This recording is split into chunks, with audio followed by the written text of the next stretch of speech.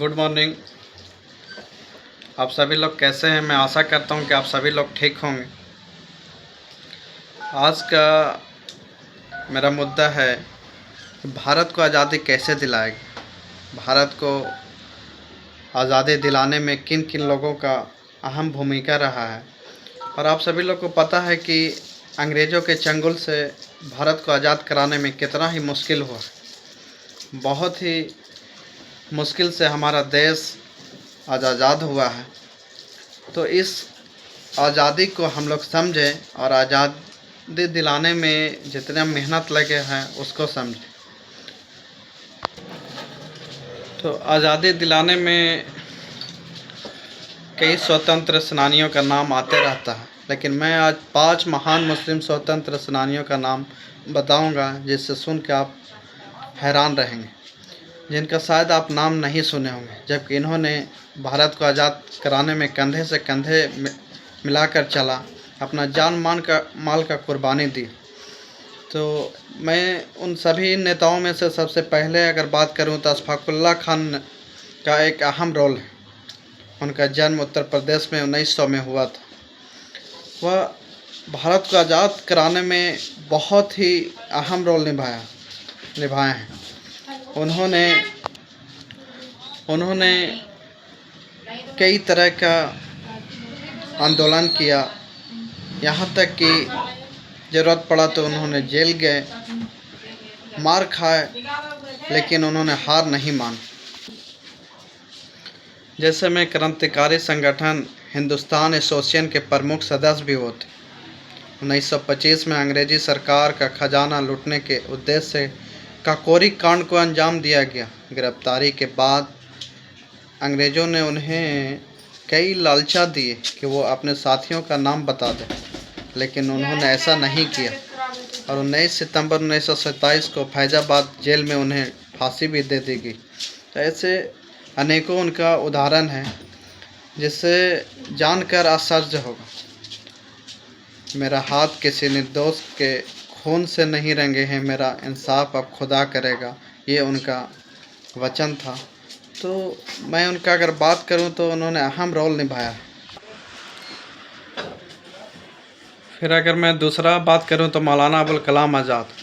मौलाना अबुल कलाम आज़ाद का भी अनेकों उदाहरण है।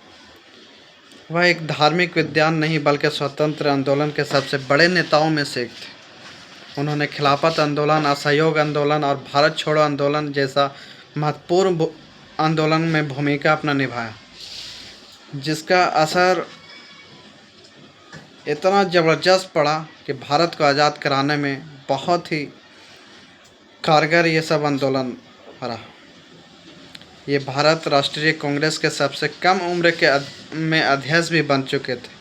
आज़ादी के बाद वे भारत के सबसे पहले शिक्षा मंत्री बने।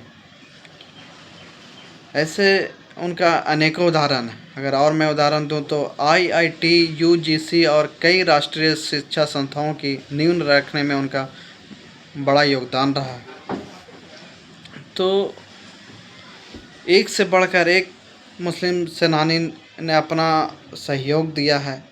ये रहा मौलाना अबुल कलाम आज़ाद का जीवन काल। अगर मैं तीसरा का बात करूं तो खान अब्दुल गफ्फार खान का भी अनेकों उदाहरण है। उन्होंने पूरी दुनिया सीमांत गांधी के नाम से जानता है। उनको पूरी दुनिया सीमांत गांधी के नाम से भी जानता था। उन्होंने खुदाई खिदमतगार आंदोलन शुरू किया, जिसमें हज़ारों लोग बिना हथियारों के अंग्रेज़ों का विरोध करते थे। उन्होंने हमेशा हिंसा का रास्ता अपनाया और महात्मा गांधी के सबसे करीबी साथियों में से एक थे। महात्मा गांधी के हर बात से वो सहमत रहते थे और उनके काम में कंधों से कंधों मिलाकर चलते थे और एक से बढ़कर एक आंदोलन में उन्होंने साथ दिया। इसी तरीके से चौथा है बेगम हज़रत महल 1887 की क्रांति में लखनऊ में अंग्रेज़ों के ख़िलाफ़ मोर्चा संभाला। ये बहुत बड़ी बात थी। अंग्रेज़ों के ख़िलाफ़ उन्होंने मोर्चा संभाला लेडीज़ होकर और कंधों से कंधों मिलाया। आपको बता दें कि जितना योगदान भारत को आज़ाद कराने में हमारे जेंट्स का था, उतना ही लेडीज़ लोग भी साथ दी हैं। उन्होंने भी अपना कंधा से कंधा मिला के चला है। तो इस तरीके से एक से बढ़कर एक मिसाल है, उदाहरण है। उन्होंने अंग्रेज़ों के सामने कभी हार नहीं मानी। आज भी उन्हें 1857 के सबसे बहादुर महिला में गिना जाता है। और पाँचवा मैं बात करूं तो मौलाना हज़रत मोहानी, इनका भी ज़बरदस्त कहानी है। आपको बता दूं कि इनकलाब जिंदाबाद का नारा इन्होंने ही दिया था।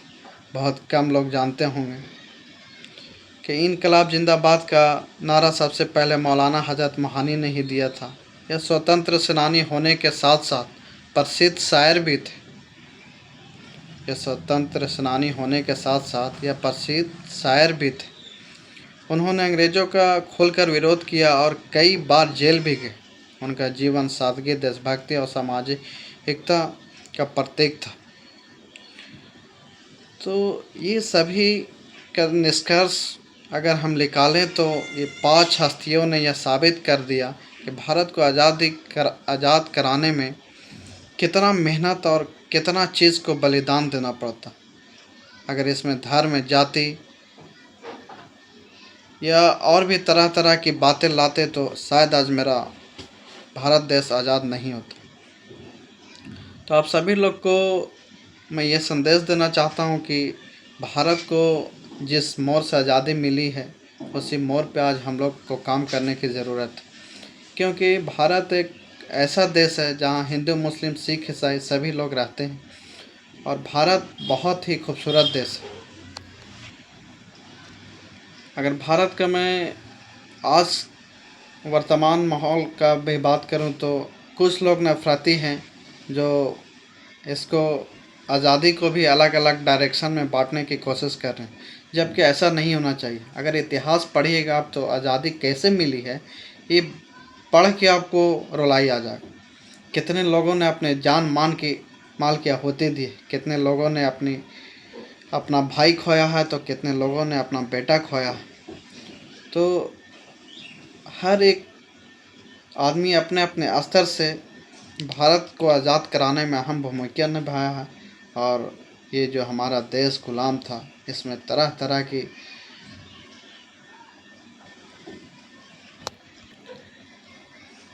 इसमें बहुत तरीके का हम लोगों को सज़ा दिया जाता था। मान के चलिए कि 18 घंटा काम करवा रहा तो 2 घंटा का मजदूरी दिया जाता था। अगर आप इतिहास पढ़ेंगे तो आंसू आ जाएगा। तो मैं आज के नफरती लोगों से बोलना चाहता हूँ कि आप इतिहास पढ़ें और बात को समझें कि कितने मुश्किल से हमें आज़ादी मिली थी और इस आज़ादी को बचाए रखने के लिए हमें आपस में एकता चाहिए। एकता में ही भला है और हम सब मिलकर भारत को महान बनाएंगे।